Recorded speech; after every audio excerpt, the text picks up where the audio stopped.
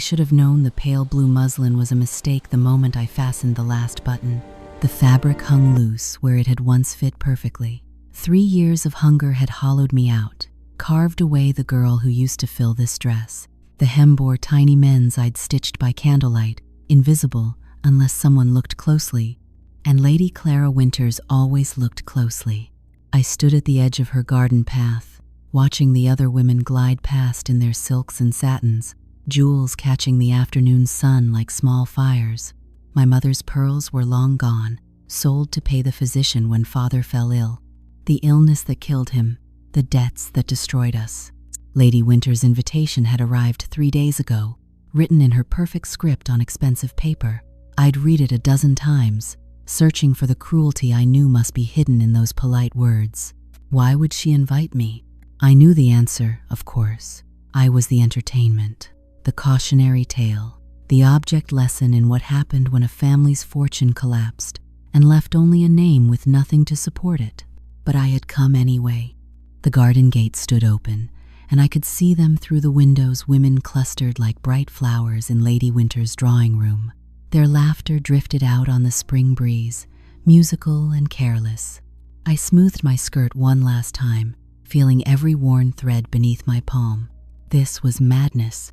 My rooms in London, 2 cramped spaces I shared with my mother, waited for me, safe, quiet, where no one could see how far we'd fallen, where I could pretend that being Charlotte Beaumont, daughter of a baronet, still meant something. But I was so tired of pretending in the dark. Just once, I wanted to walk in the sunlight again, to remember what it felt like to belong somewhere other than the shadows. I took a breath and started up the path. The door opened before I could knock. Lady Winter's butler stood in the entrance, his face carefully blank as he took in my appearance. For a moment, I thought he might turn me away, that Lady Winters had changed her mind, realized her mistake in inviting someone like me. Then he stepped aside. "Miss Beaumont," he announced, his voice carrying into the drawing room. "Miss Charlotte Beaumont." The conversation died instantly. Every head turned toward me, and I felt their gazes like pins holding me in place, assessing, judging, finding me wanting. Lady Winters rose from her chair near the window, sunlight streaming around her like a halo.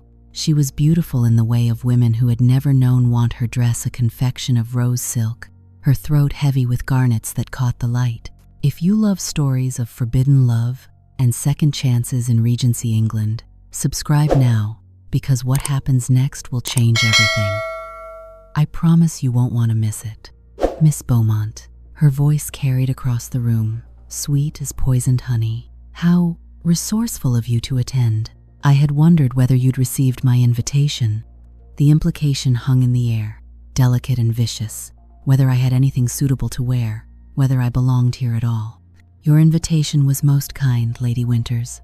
I kept my voice steady, though my pulse hammered against my throat. I'd learned to hold myself very still when humiliation approached, the way a rabbit freezes when it senses the shadow of a hawk.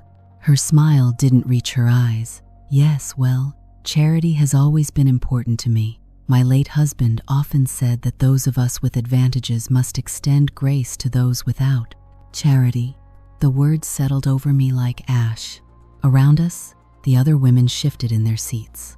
I recognized some of them: Lady Pemberton, whose daughter had debuted the same season as me; Mrs. Harrison, who used to visit my mother for tea; Miss Cordelia Wright, who'd been my friend once, before friendship became a luxury my circumstances couldn't afford. None of them met my eyes. "I am grateful for your grace," I said quietly. "Are you?" Lady Winters tilted her head, studying me the way one might examine an insect pinned to velvet. "I do wonder sometimes if gratitude alone is sufficient. After all, society operates on certain standards, certain expectations." I understood perfectly. She was saying that my presence here in my worn dress, with my poverty barely concealed, was a violation of those expectations. That gratitude required knowing one's place, and my place was not among these women.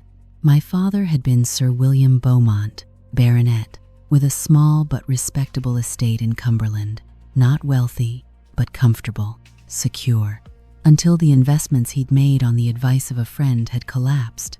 taking everything with them. The estate had been mortgaged, then lost entirely to his creditors. A distant cousin had inherited the title and what little remained. Father had died 6 months ago, his heart giving out under the weight of what he'd lost. Mother and I had been left with my father's debts, his name, and very little else. We'd fled to London, to cheap rented rooms in an unfashionable quarter, surviving on the grudging charity of relatives who considered us an embarrassment. Mother took in mending work, her fingers moving through fabric with mechanical precision, as though she could stitch our old life back together if she just worked long enough. I'd tried to find employment as a governess, as a companion, as anything that might preserve some scrap of dignity. But my education was too fine for most positions, and my circumstances too desperate for respectable families who wanted governesses that would never outshine their daughters or attract their sons' attention.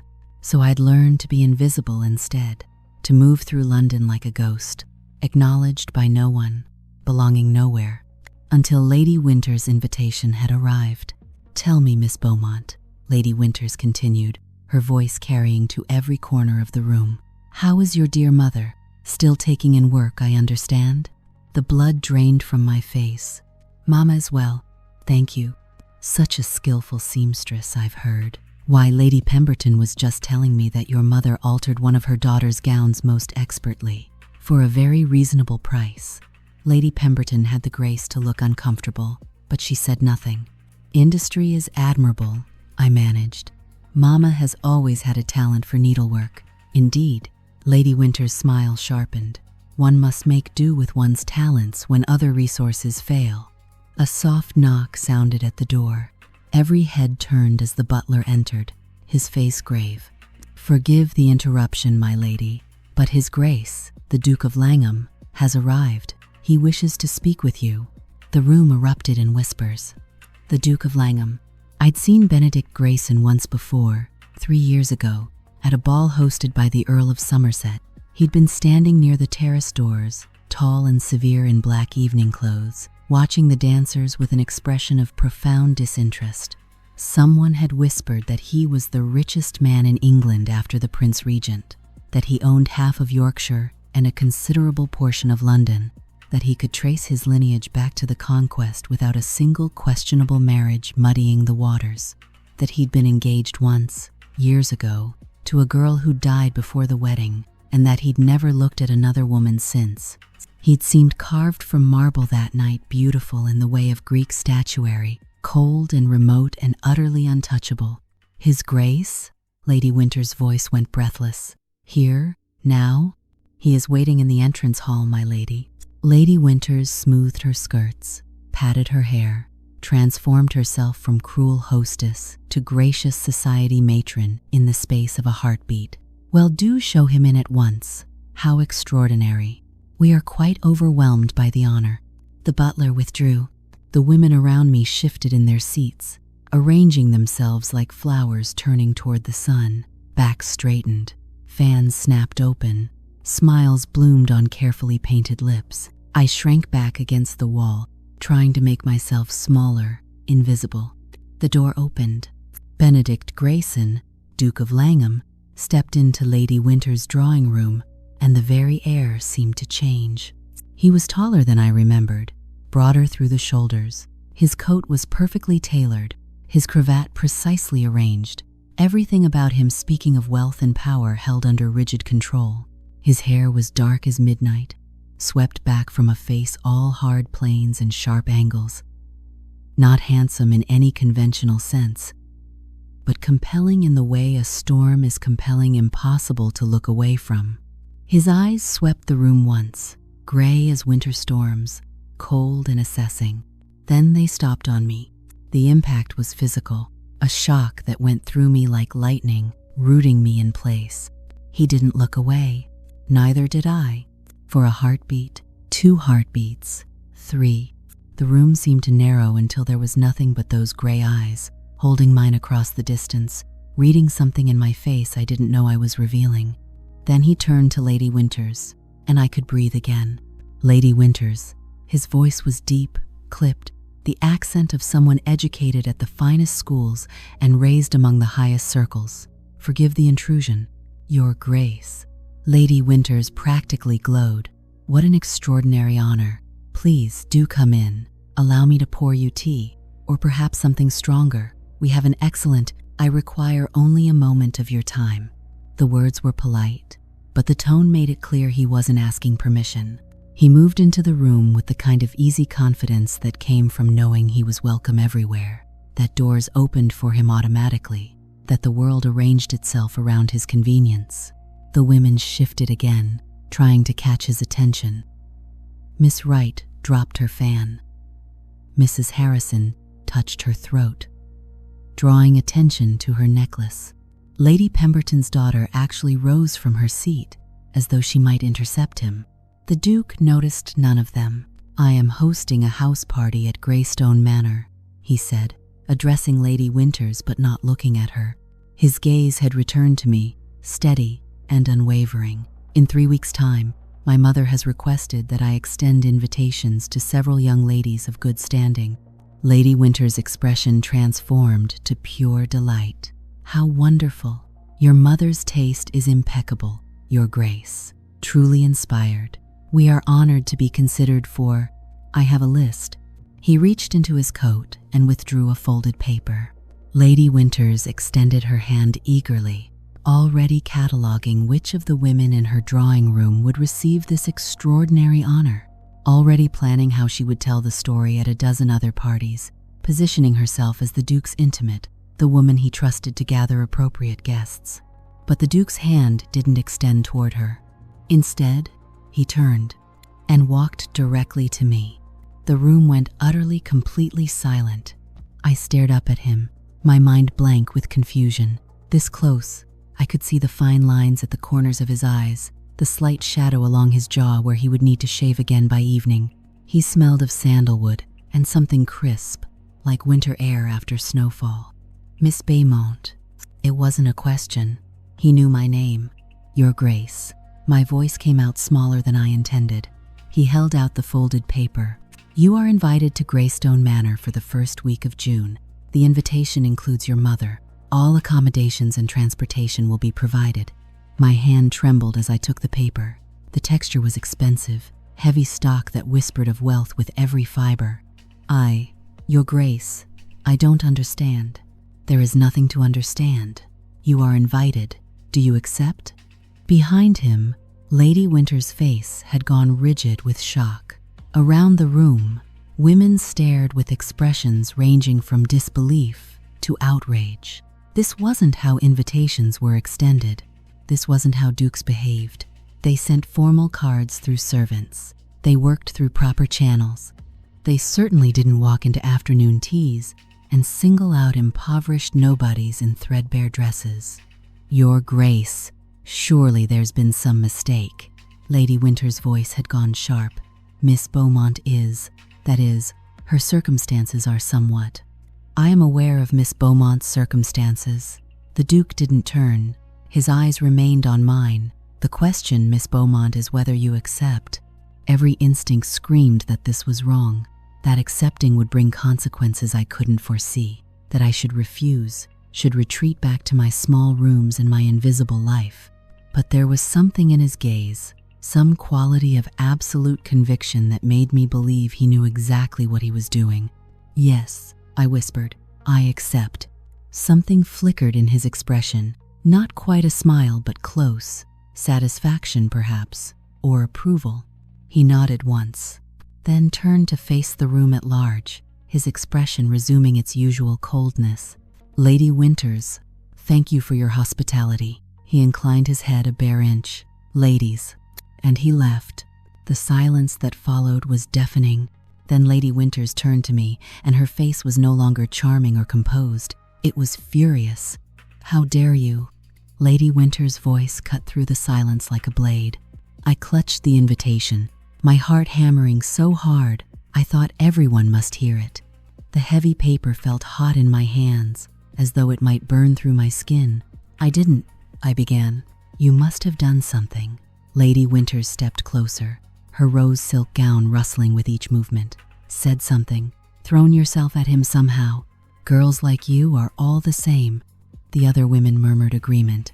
Miss Wright's expression had curdled from envy to disgust. Mrs. Harrison whispered something to Lady Pemberton, who nodded sharply. "I have never even spoken to His Grace before today," I said quietly. "Liar." The word struck like a slap. "Do you think we're fools?" Lady Winters continued, her voice rising. "Do you think we don't see what you are? Desperate, grasping, using whatever pathetic means you have to climb above your station." I felt my face go hot, then cold. The room seemed to tilt slightly, as though the floor had shifted beneath my feet. "I think," I said, my voice barely above a whisper, "that I should take my leave." I walked toward the door with my spine straight and my head high. Though my hands shook so badly, the invitation rustled with each step. The sound seemed impossibly loud in the silent room. Behind me, I heard Lady Winter's cold laughter. "Enjoy your moment, Miss Beaumont. I promise you it won't last." The street outside was mercifully empty. I walked quickly, not caring about direction, just needing to put distance between myself and Lady Winter's house. Between myself and those staring faces, those cruel whispers. What had just happened? The Duke of Langham had walked into that drawing room and singled me out.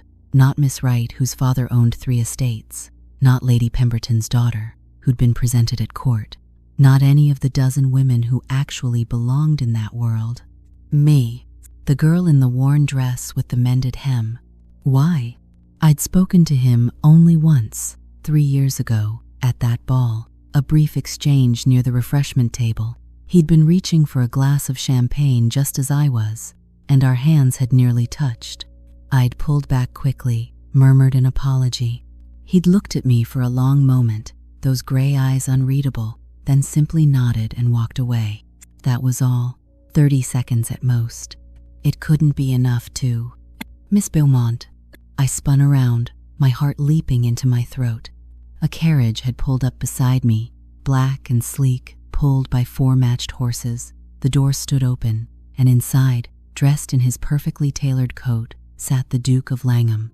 "Your Grace." I pressed my hand to my chest, trying to slow my racing pulse. "You startled me. You're walking in the wrong direction." He blinked. "I beg your pardon?" "Your lodgings are east of here. You're heading west." He gestured to the carriage seat across from him. "Get in. I'll take you home." That's not necessary." "It wasn't a request, Miss Beaumont." Something in his tone made it clear that refusing wasn't an option. I glanced around, but the street remained empty. No witnesses. No one to see the Duke of Langham offering me a ride in his private carriage. This is madness. But I climbed in anyway. The door shut behind me with a solid click. The carriage interior was all dark leather and polished wood, smelling of tobacco and expensive cologne. The Duke sat across from me, watching with that same unreadable expression. The carriage lurched into motion. "How do you know where I live?" I asked. I made inquiries. "Why?" He didn't answer immediately. Instead, he reached into his coat and withdrew a small leather case. From it, he extracted a miniature portrait the kind wealthy families commissioned, painted on ivory and set in a gold frame. He held it out to me. My breath caught. The portrait showed a young woman, perhaps 18 or 19. She had fair hair arranged in an elaborate style, pale blue eyes, a heart-shaped face. She was beautiful in a delicate, ethereal way, and she looked exactly like me. Not identical, but close enough that we could have been sisters. The same bone structure, the same curve of the jaw, the same slight widow's peak where her hair met her forehead. "I don't understand," I whispered. "Her name was Isabel." The Duke's voice had gone quiet, almost gentle. "Lady Isabel Fairfax. We were engaged to be married 7 years ago. She died 3 weeks before our wedding." I stared at the portrait, my mind racing. "I'm sorry for your loss, Your Grace, but I still don't understand what this has to do with..." "You look like her." The words hung in the air between us. "Not exactly," he continued, "but close enough that when I saw you at that ball 3 years ago, I thought for a moment that I was seeing a ghost. Close enough that I've spent the last 3 years trying to forget your face." My hand trembled as I gave the portrait back. "Your Grace, if you're looking for a replacement for your lost love, I must tell you that I cannot. I'm not. His tone had gone sharp. I loved Isabel. She's irreplaceable. But my mother has been pressuring me to marry for years, to produce an heir, to do my duty to the title. He paused. She's arranged this house party specifically to parade eligible young ladies in front of me, women like those in Lady Winter's drawing room today. Then why invite me? Because I need them to stop. I blinked. I don't understand. If I show interest in you, if I appear to be courting you, my mother and the rest of society will focus their attention on our relationship. It will buy me time, deflect their matchmaking efforts. The carriage hit a rut in the road, jostling us both. I gripped the seat to steady myself. You want me to pretend to be your intended? Not officially. Simply to appear that I am considering you seriously. To attend the house party. To be seen in my company. To allow people to draw their own conclusions. And what do I receive in return? Something that might have been approval flickered in his eyes. You're practical. Good. I'll pay off your father's remaining debts. Provide your mother with a comfortable income. Purchase a small property where you can both live without fear of creditors or the workhouse. My breath left me in a rush. He was offering me everything. Security, stability, freedom from the constant terror of poverty. How much are my father's debts? I asked quietly. £700. A fortune. An impossible sum. One that would take me 10 years to earn if I could even find work. And if I refuse? Then you refuse. I won't force you. But consider your options, Miss Beaumont. You can return to your rented rooms and continue as you are invisible, struggling, at the mercy of people like Lady Winters. Or you can help me and secure your future in the process. The carriage was slowing. Through the window, I could see the shabby street where my mother and I lived. The peeling paint on the buildings, the refuse in the gutters, the hopelessness that clung to everything like fog. Why me? I asked. If you simply needed someone to deflect attention, you could choose anyone, someone actually from your world, someone who wouldn't be out of place at a Duke's house party. He was quiet for a long moment. When he finally spoke, his voice was softer than before. Because you're invisible, because society has already dismissed you. When this charade ends as it must, you can simply fade away again. No one will be surprised when the Duke of Langham doesn't marry the impoverished baronet's daughter. He paused. And because you remind me that some things are worth remembering, even when they hurt. The carriage stopped. Think about it, he said. You have until tomorrow evening. Send your answer to this address. He handed me a card with an address in Mayfair written in precise script. If I don't hear from you by 9 o'clock, I'll assume your answer is no. I looked down at the invitation still clutched in my other hand, then at the card, then at his face, trying to read the truth behind those gray eyes. And if I say yes, what exactly will be expected of me? Attend the house party, be charming, dance with me at the ball, allow me to show you attention, nothing improper, nothing that would compromise your reputation. His jaw tightened slightly. Despite what Lady Winters implied, I am not in the habit of seducing desperate young women. I never thought you were, Your Grace. Benedict. I looked up sharply. I beg your pardon. If we're to convince anyone that I'm courting you, you should use my given name, at least when we're alone. Something almost like humor touched his expression. You may continue to call me Your Grace in public, if it makes you more comfortable. The footman opened the carriage door. I stepped out into the street, the invitation and calling card still in my hands. The Duke Benedict watched me from inside the carriage, his expression once again unreadable. Tomorrow evening, Miss Beaumont, 9 o'clock. The door closed, the carriage rolled away. I stood there for a long moment, watching it disappear around the corner.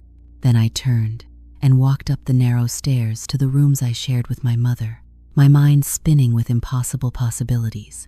£700, a comfortable income, a home of our own. All I had to do was pretend to be courted by a duke who saw his dead fiancé's face when he looked at me. What could possibly go wrong? My mother sat in the fading light of our sitting room, her needle moving through fabric with mechanical precision. She didn't look up when I entered, didn't pause in her work, just kept stitching, as she had for hours, as she did every day. Mama, did Lady Winters humiliate you terribly? Her voice was flat, resigned. Or was it merely the usual cruelty? I sat down across from her, the invitation and calling card still clutched in my hands. Something happened. The needle stopped. Margaret Beaumont looked up slowly, and I saw the weariness etched into every line of her face. She was 50 years old but looked 70. 3 years of poverty had aged her faster than 3 decades of comfort ever could. What did you do, Charlotte? Nothing. I swear it. The Duke of Langham arrived. Her eyes widened. The Duke of... He invited us to a house party at Greystone Manor, both of us, for the first week of June. I held out the invitation. My mother took it with trembling fingers, scanning the elegant script. For a long moment, she said nothing. Then she set the paper down very carefully on the table beside her. Why? He says I remind him of someone, his late fiancée, the one who died? I nodded. Mama's expression shifted from shock to something harder, more calculating. And what does he want in exchange for this extraordinary honor? Nothing improper. I chose my words carefully. He wants people to believe he's courting me, to deflect pressure from his mother and society. It's a performance. A performance. Her voice had gone sharp. Charlotte, do you understand what you're suggesting?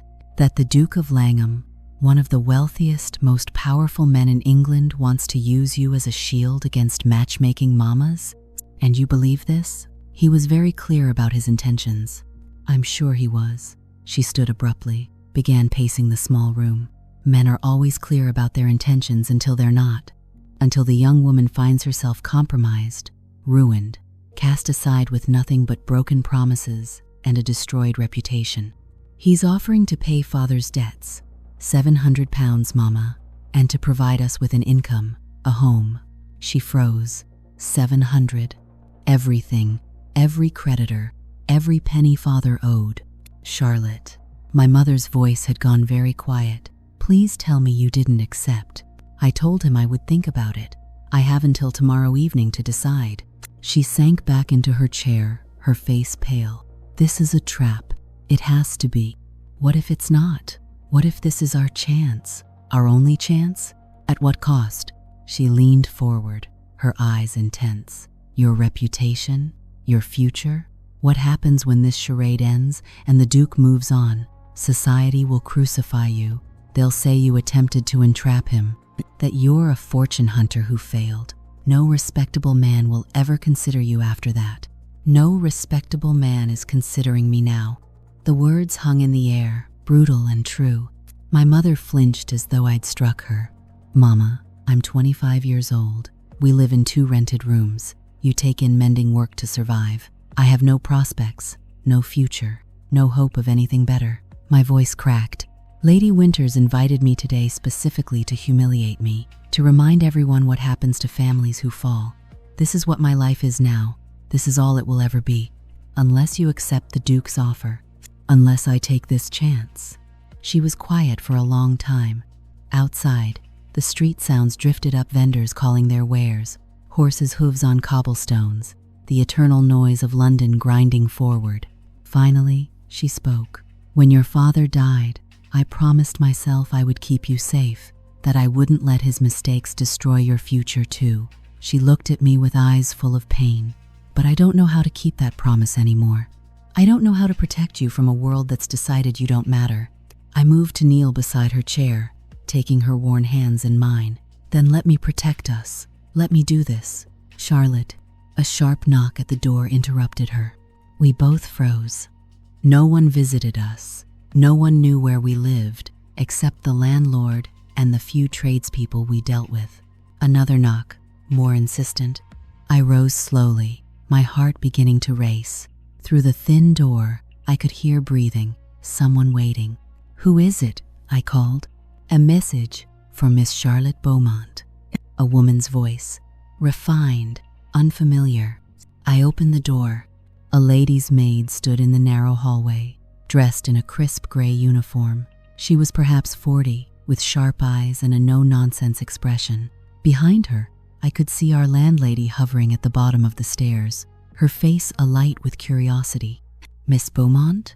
The maid looked me up and down, her expression neutral. "I am Mrs. Fletcher, lady's maid to the Dowager Duchess of Langham. Her Grace requests the honor of your presence for tea tomorrow afternoon at 3 o'clock. A carriage will be sent." My mouth went dry. The Dowager Duchess? His Grace's mother. Mrs. Fletcher's tone suggested I should have known this. "She wishes to make your acquaintance before the house party." I haven't yet decided if I'm attending the house party. "Nevertheless, Her Grace expects you at 3 o'clock. She produced a card from her pocket and handed it to me. "The address is listed. Please don't be late. Her Grace dislikes unpunctuality." Before I could respond, she turned and descended the stairs, her back straight, her steps precise. I watched her disappear into a waiting carriage. Not the Duke's black vehicle, but a smaller, more elegant conveyance in deep blue. I closed the door and leaned against it, my mind reeling. "The Dowager Duchess," my mother whispered. "Charlotte, this is serious. The Duke's mother doesn't invite impoverished girls to tea unless she's investigating me." I looked down at the card. The address was in Grosvenor Square, one of the most fashionable areas in London. "She wants to see if I'm suitable, or more likely, to warn me away from her son." "Then you can't go." "If I don't go, I insult her. And if I insult the Dowager Duchess of Langham, any hope of accepting Benedict's offer disappears." My mother's eyes sharpened. "Benedict? You're calling him by his given name?" I felt heat rise to my cheeks. "He asked me to. He said if we're to convince anyone. This is moving too fast." She stood again, agitated. "Charlotte, please, think about what you're doing. The Duke may have his own reasons for this arrangement, but his mother, she's protecting her son's interests. If she decides you're a threat, then she decides I'm a threat." I straightened my shoulders. "But I'm going to that tea. I'm going to meet her, and then I'm going to make my decision. And if she's cruel, if she humiliates you the way Lady Winters did, then at least I'll know the truth. At least I'll know what I'm walking into." My mother searched my face for a long moment. Then, slowly, she nodded. "You're more like your father than I realized. He always believed he could negotiate with disaster." Her voice softened. "It killed him, Charlotte." "I know, but you're going anyway." "Yes." She returned to her chair, picking up her mending. The needle began moving again, in and out, in and out. "Then we'd better make sure you have something suitable to wear. Your blue muslin won't do for the Dowager Duchess." "Mama, we can't afford." "I have a dress." She didn't look up. "From before. I've been saving it. I thought perhaps for..." She trailed off. "For what? For a funeral? For the day we were finally evicted? It will need altering, but I can have it ready by tomorrow." I felt tears prick my eyes. "Thank you." "Don't thank me yet." Her voice was grim. "We don't know what you're walking into."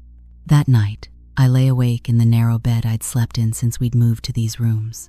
Moonlight streamed through the thin curtains, casting shadows on the cracked ceiling. I thought about Lady Winter's cruel smile, about the Duke's unreadable gray eyes, about the portrait of Isabel, the ghost whose face I wore, about 700 pounds in freedom and the trap my mother feared.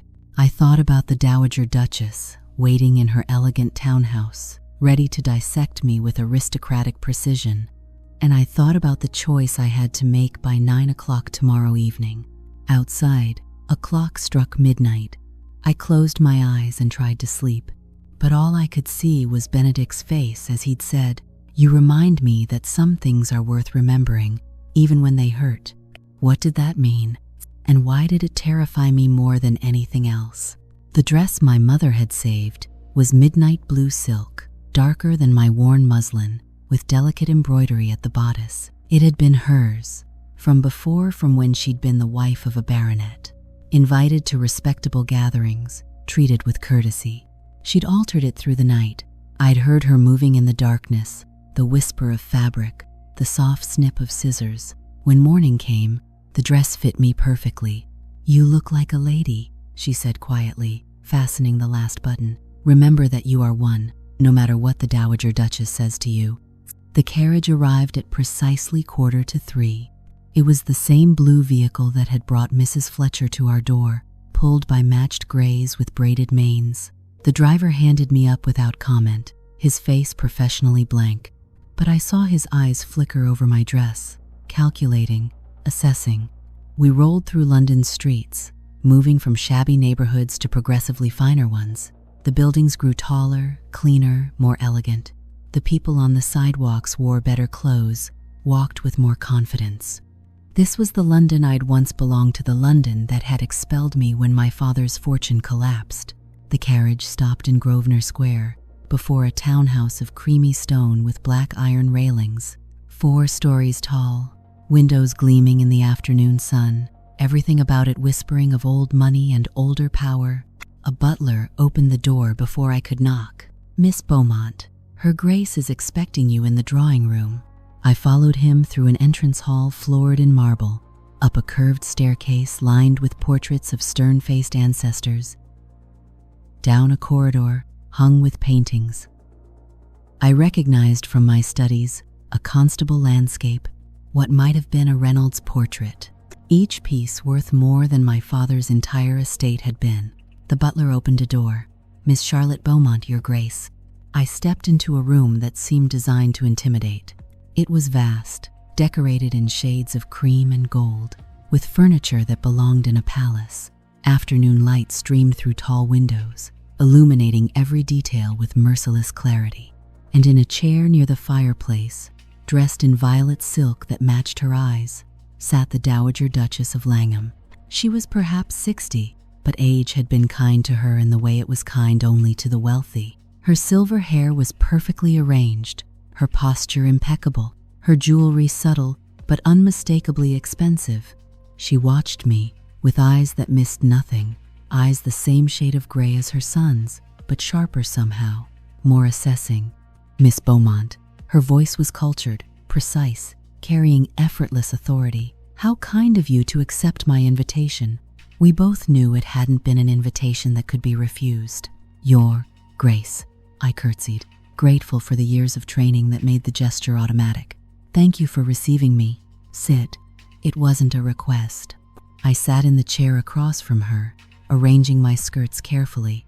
The dress suddenly felt too thin, too shabby, despite my mother's careful work. Everything in this room, the Duchess, the furniture, the very air, reminded me that I didn't belong here.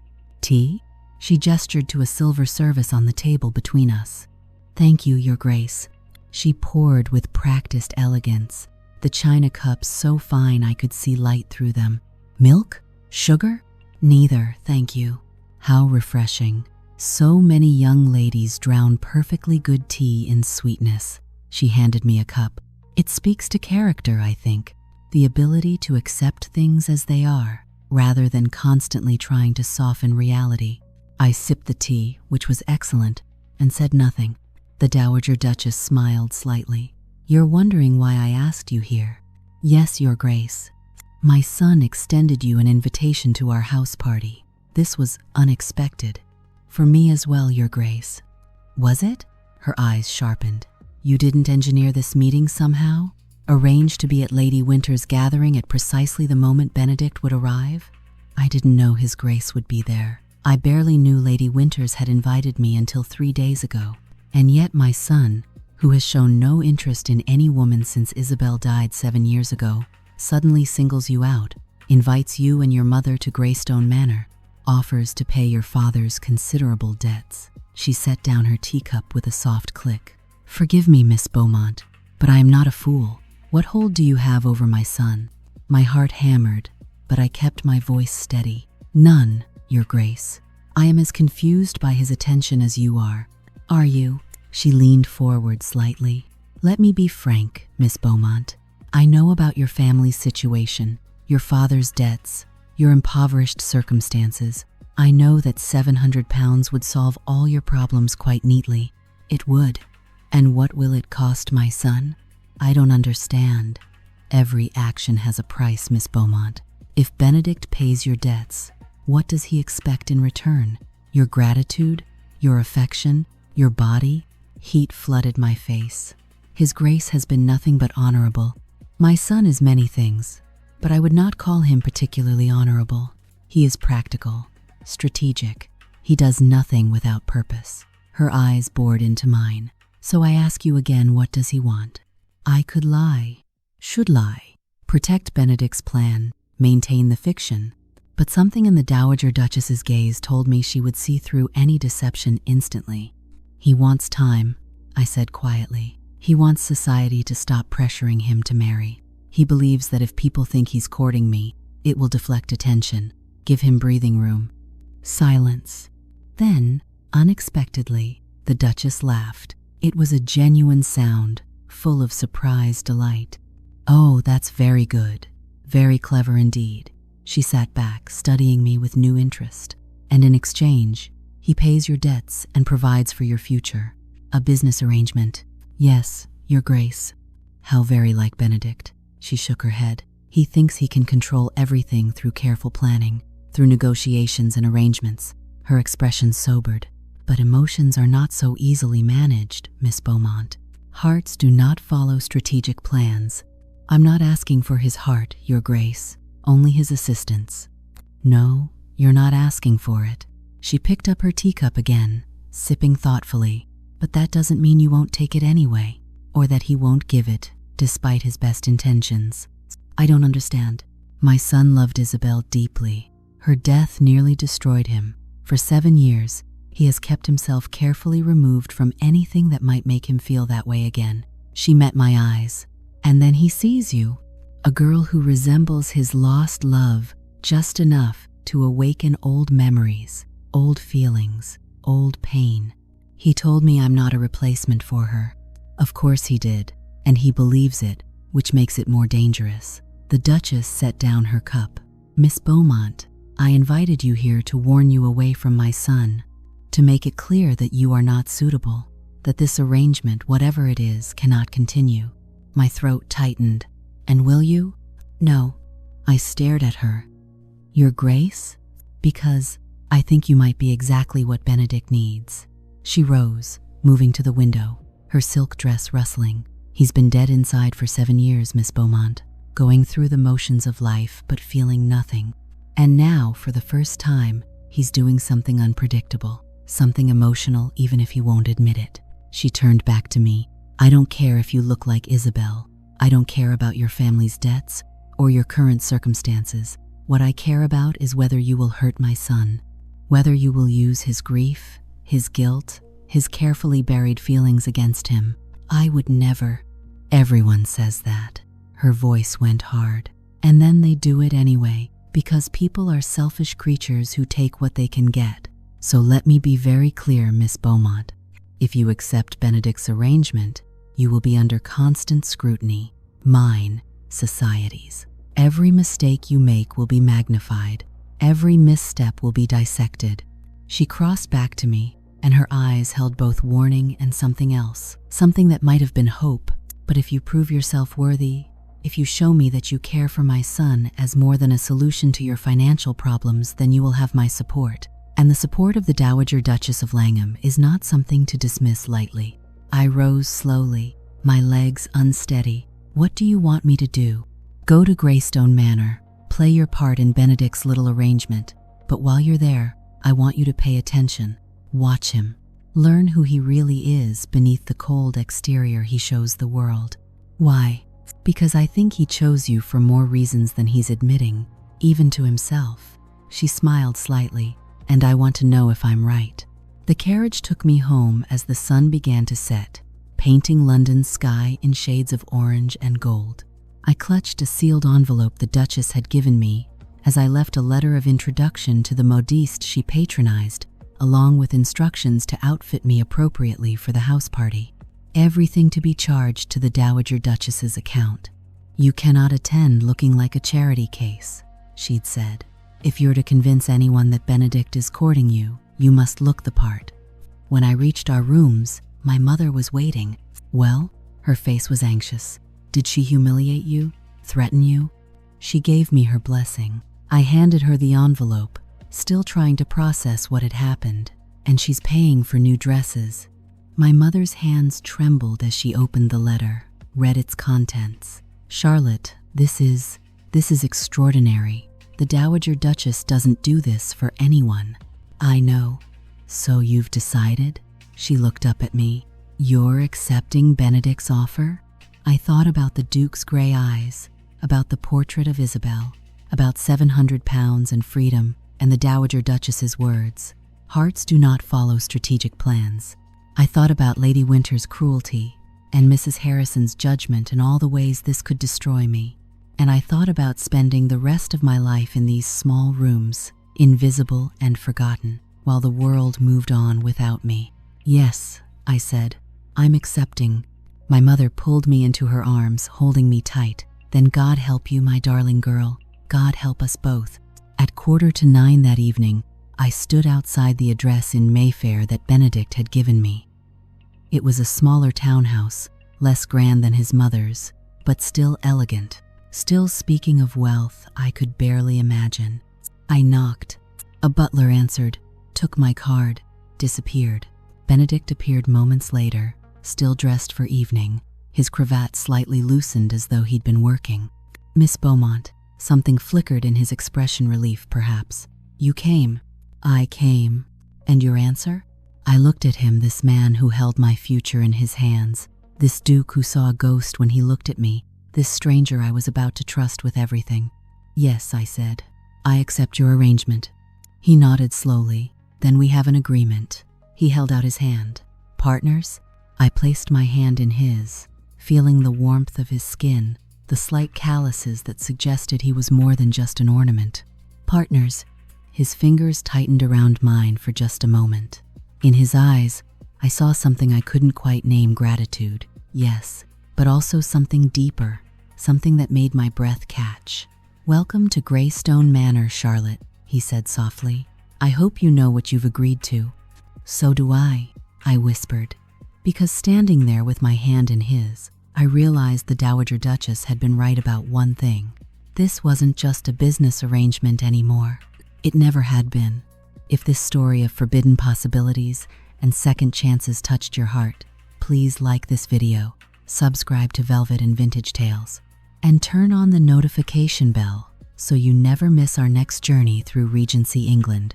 Every week, we bring you new stories of love that defies expectations and hearts that refuse to surrender. Comment below. Would you have accepted the Duke's offer? What would you risk for a chance at a different life?